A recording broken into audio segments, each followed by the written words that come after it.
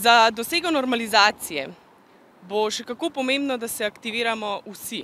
Torej, da se aktivirajo vsi državljani in državljanke na način, da seveda gredo na volišče in izrazijo svojo voljo. Na drugi strani pa v LMŠ-ju zaganjamo akcijo Aktiviraj se. Akcija Aktiviraj se bo namenjena temu, da pozovemo ljudi, da prisostvujejo pri izvedbi volitev tudi na način, da so člani volilnih odborov.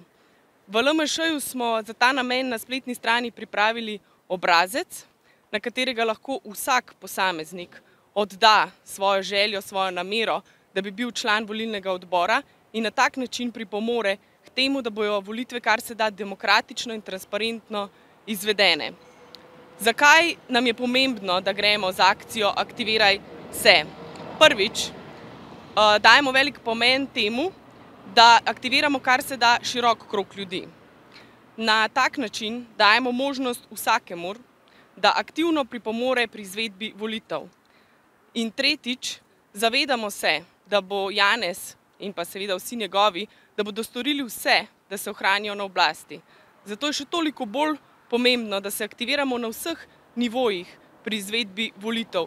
Namreč po zmagi ljudstva na referendumu o vodah je povsem jasno in tudi zaželeno, da so mladi tisti, ki morajo krojiti prihodnost naše države in naše skupne boljše prihodnosti. Zato je na mestu to vabilo, zato je na mestu ta poziv, ta akcija Aktiviraj se, da mladi, pa tudi nekoliko starejši, ne nazadnje v LMŠ smo zelo velik zagovornik medgeneracijskega sodelovanja, da se vsi aktivirate, da ostanete iz kavča, da sodelujete in da ste del spremembe, da ste del zagotavljanja demokratičnosti in transparentnosti na teh prihajajočih volitvah 24.